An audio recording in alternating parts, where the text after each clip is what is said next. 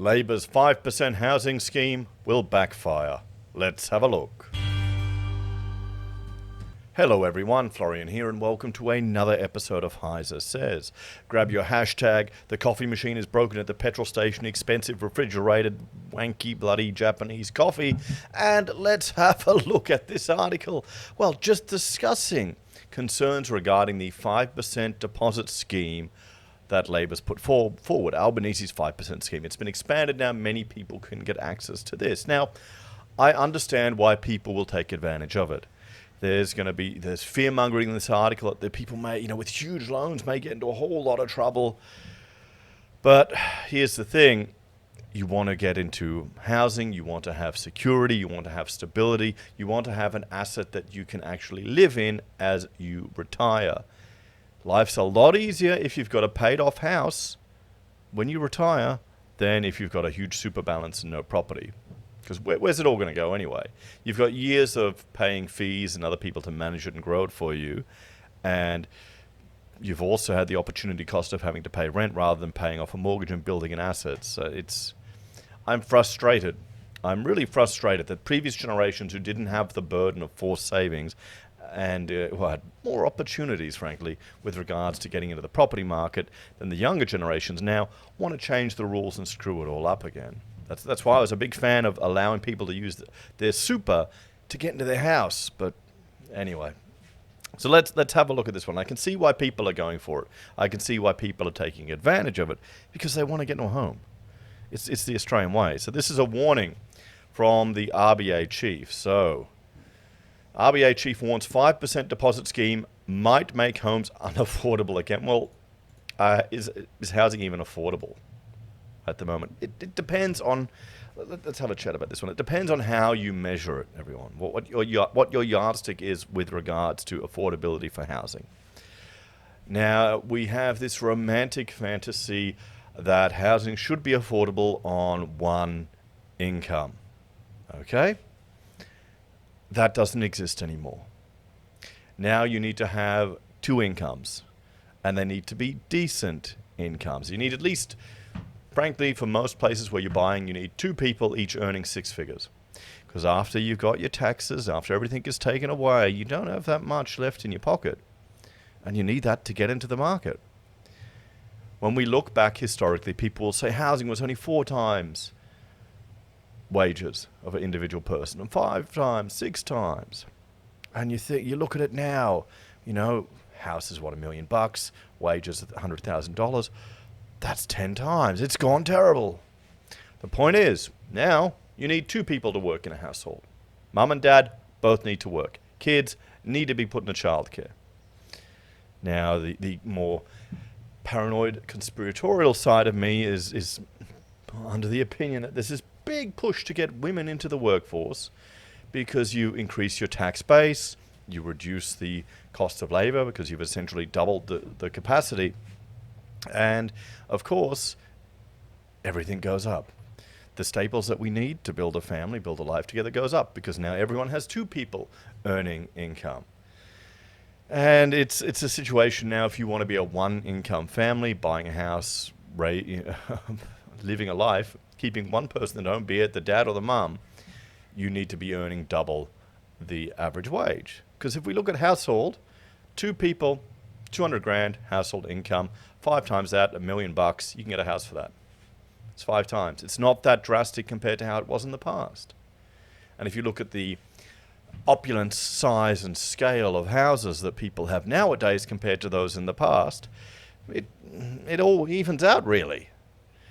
So yeah, that's a big part of the situation that's never discussed. Times have changed, everyone. If we really want to get housing cheaper and more affordable, we need to drastically increase supply. We need to make it easier to build, and these things are going to be quite a challenge. We've seen the government's attempt to build more houses.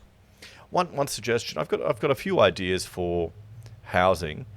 As you can see, we're owner buildering, so we're getting different trades out to help us. We're doing what we can ourselves, and it's taking a long time. But that's the price we pay. Part of it is also, as architects, we want to get our hands dirty.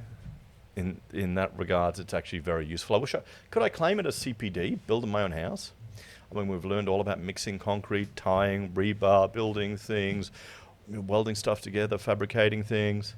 I had a job the other year where the steel fabricator had fabricated all these posts before the survey was done for a covered walkway. And of course, they weren't the right height.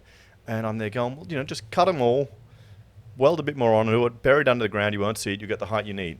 Boom, everyone's happy. And he's shitting himself going, oh, it's too hard, it's too much work. And I'm going, well, no, I just did that last weekend. Had the boys out lifting something up on our outdoor deck because I wanted a higher ceiling. Because the Steelies didn't build it perfectly, and things change. We're renovating a 100-year-old Queenslander. It's not perfect. You got to be flexible. And, well, what do you think they ended up doing eventually? So it's kind of, you need to get your hands a bit dirty, in our profession at least. But one suggestion, I might do a dedicated video on this. Let me know in the comments if I should. Going back to the old-fashioned approach where people build the garage, maybe the slab and the plumbing, and they build everything else themselves as they need it. I'm reading a book from 1965, an Australian New Zealand carpentry book. And what are they saying in there? It's, latest research indicates that the most pressing need for families in Australia and New Zealand is a new room and the skills on how to build it. And this book goes through how to build an extension to your own house. Every single thing. It's old school. It's the old school carpentry. I mean, 65. They were estimating the cost of this extension, $2,000. Can you see people doing that these days? Can you see people being allowed to do that these days? How many developments would control every minute detail of what you're building on the site, not even toying with the idea of letting someone just build a garage on there and then expand? Maybe that's just the lost approach to it. So yeah, I can see why people are going for these, I've gone off on story time now, why people are going for these 5% deposits. But also we need to change a few things, guys. So housing, technically, if we're looking at household income, that was the point I was getting at, housing is affordable. The quality of life you have nowadays is not what previous generations had. That's the main difference. Okay?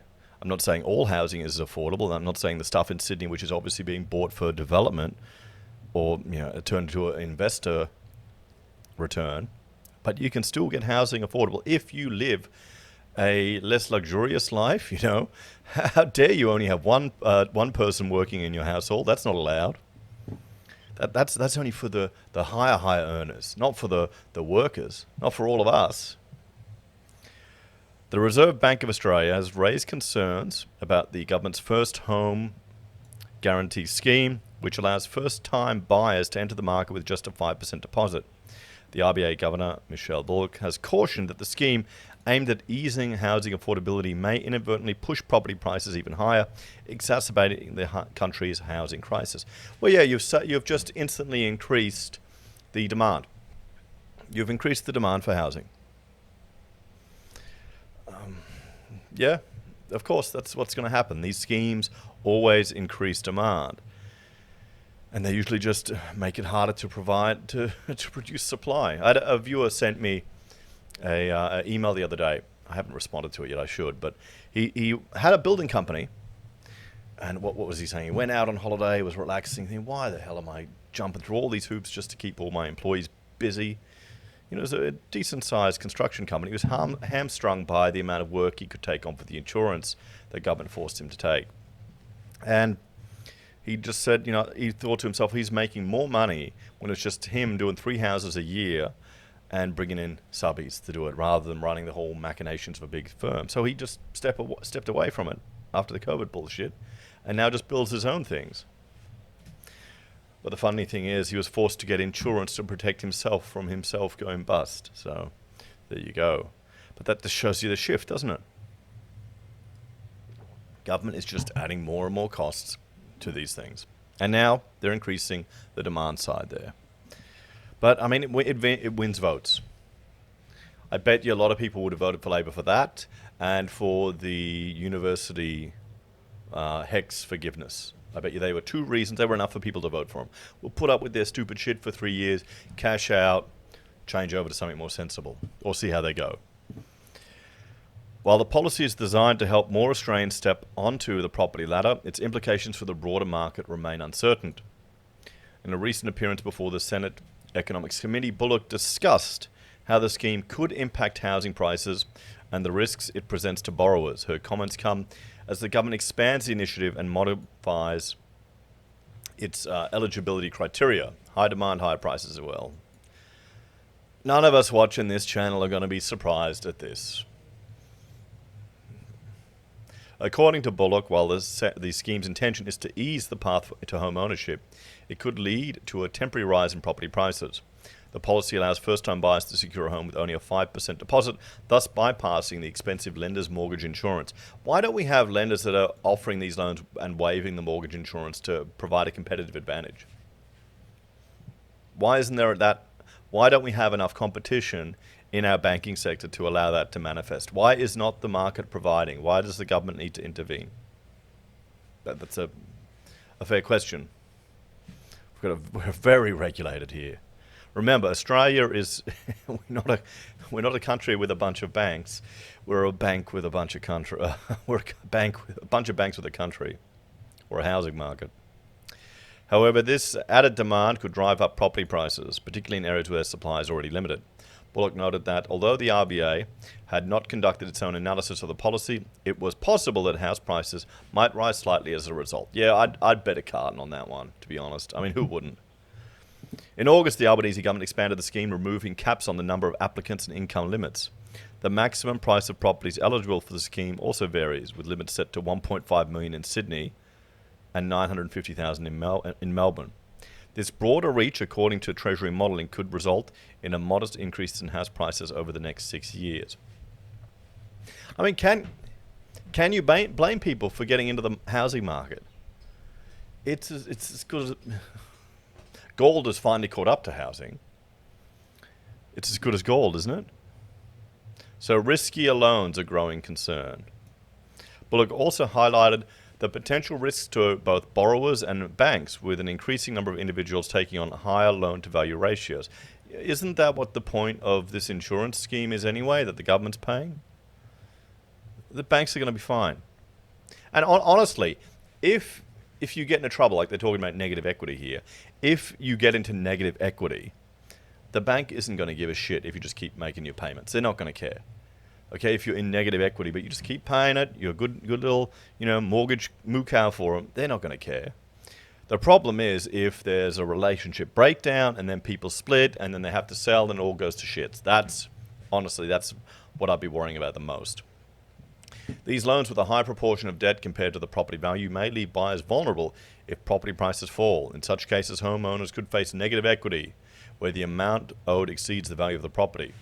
While the scheme is backed by the government rather than private lenders' mortgage insurance, Bullock pointed out that the risks remain, particularly for borrowers struggling with high debt-to-income ratios. This could strain individuals' finances and, by extension, the banking sector if defaults rise. I think the banking sector will be fine. I think the people borrowing will be fine, to be quite honest. Despite these concerns, because I'm just looking at precedent, what's happened in the last few years. If it really went to shits, the banks would just give people a year holiday, wouldn't they? Again, that's what they did. That's what they did. We had predictions of a significant property correction. People talking about how expensive it is, how hard it is to maintain forever. We had, remember, the interest-only mortgage cliff. All in the media, people worrying about it. It turned into nothing. It turned into nothing. So there's always going to be, a few people that are just down on their luck, or they're just shit with money, or life happens. Okay, there'll always be a percentage of that. We'll always see them. They'll always trot them out in the articles for propaganda purposes or whatever. But I mean, come on, guys. It's Australia. It's super regulated. They'll do everything they can to prop it up. I'm not saying it's right. I'm not saying it's fair. I'm just basing it on experience. Despite these concerns, Bullock stressed that the Reserve Bank's role was not to oversee housing prices. The fundamental issue, she argued, was a lack of supply relative to demand, which no monetary policy can fix. She noted that the government's failure to address housing shortages over the years contributed significantly to the current situation. And it's not just the current Labor government, it's not just the federal government, it's not just the state governments, it's also the councils. It's the not in my backyard crowd pushing out developments, not wanting them near them. You know, this is a fundamental issue. Now, let's have a look. I put a poll up on my channel. Let me just bring that up, asking people if they believe the RBA should, let me just find my channel, should make housing affordability part of their mandate. Here we go. We got posts here. Come on. Where are we? Okay. Should maintaining housing affordability be part of the RBA's core mandate? And of the 464 votes, 56% said yes and 44% said no. And we had 36 comments. So let's have a look at some of the comments from the viewers here. Housing affordability has nothing to do with the RBA. Totally ignorant to contest that it does. Okay, John, that's not the question. The question is, should it? Because look at NZ. It's part of their mandate. Barely accountable bodies like the RBA need dissolution if they stray into political parties. Yeah, well, that's true. That will make it even more political. How could the RBA possibly maintain affordable housing? All the factors pushing prices up are government policy trying to juice the housing market. Maybe we could borrow money directly from the RBA. You get your bank right there. Wouldn't you love a loan at 0.15%? The government should be instead of lining their own pockets. If the PM is being a wanker by creating economic instability, the RBA governor should be allowed to dispense the same power as the Governor General and sack the idiots. That's an interesting one. Should the Reserve Bank governor be allowed to fire the PM if they're not being... Oh, boy. Increased productivity should be not manipulate GDP increasing the money supply. We want more velocity of money and a more diverse economy. We're not going to get a more diverse economy in Australia, right? I mean, we've seen the economic complexity of Australia has been falling for the last 20 years. One of the arguments, I mean, there's so many Kiwis in this country. We should just annex New Zealand. It should become another state of Australia. It should join the Commonwealth. Honestly, how many New Zealanders have to be in Australia before that it just defaults that their countries become part of our country?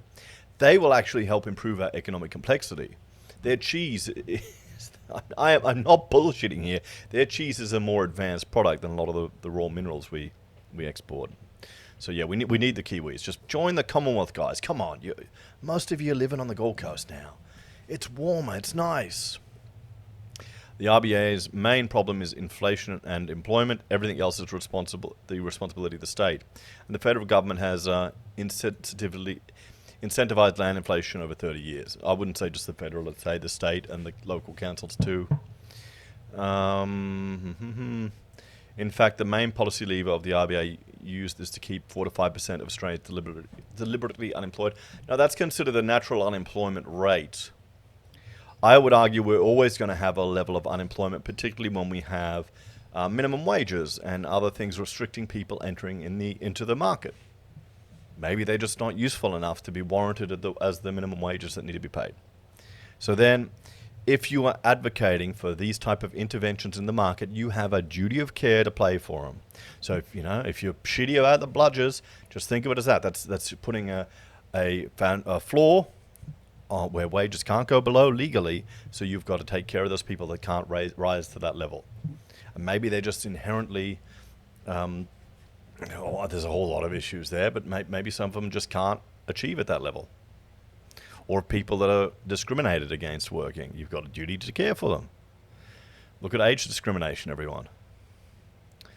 Adjusting interest rates cannot do anything to combat ALBO, bringing in 1 million in 2 to 3 years, or bringing 5% deposits for properties. The RBA's responsibility is to keep inflation between 2 and 3%. Nepal doesn't have the infrastructure education Australia has, but are geniuses when it comes to political IQ. Yes, I hope all you Muppets that laughed at conspiracy theorists when we warned about this 10 years' time are happy with yourselves. Your inability to see what was unfolding and your continued compliance and refusal to unite is going to turn you into slaves. Well, I would make the argument that getting unity against the government is going to be much harder in a diverse, multicultural society as Australia, as compared to monocultural society as Nepal. They essentially had a discord revolution of young people rising up. I don't think that can happen in Australia. Look at what happened in Yugoslavia if you want to look at what happens in multicultural societies. So, yeah. Or Rome. So, it's a reactionary body that reflects government policies. Since our government give a F about this, its citizens, we won't help either in this fact, yeah. No, but it should be a core mandate of government. I agree. That's a good point. We should have removed house prices from... We should never have removed house prices from CPI. Broadly, yes, but the devil's in the details. The RPA can't simply do it alone. Yeah, I mean, that's true. They can't do it alone, but it should be a consideration. The mandate should be in part of how it communicates with other stakeholders. And of course, if they have people opposed to it installed, it'll never happen anyway. Yep. The RBA do not have the levers to control house prices. Yeah, just smoke and mirrors. They're a disgrace. Australia has a supply problem. Isn't the RBA part of a larger cartel? I think that concerning ourselves over nitty-gritties like this will never solve any real problems. We do need system-wide changes. The RBA doesn't care about single families or collateral. You can't care in that situation if you land a plane and half of it breaks. Mate, okay. I stopped caring about other external forces. I run my own business and determine my own destiny and direction. My plan goes ahead regardless. We're the unlucky country now. Australia's stuffed. Are you kidding? Who do you think is going to own everything when we can't afford anything? If you get rid of building permits, prices will go down fast. I think planning permits, yeah. Building permits, a lot more will go down. The RBA shouldn't exist. Supposed to be looking after the prosperity of all Australians. Australia is one of the few countries that doesn't have a privately owned central bank. Yeah.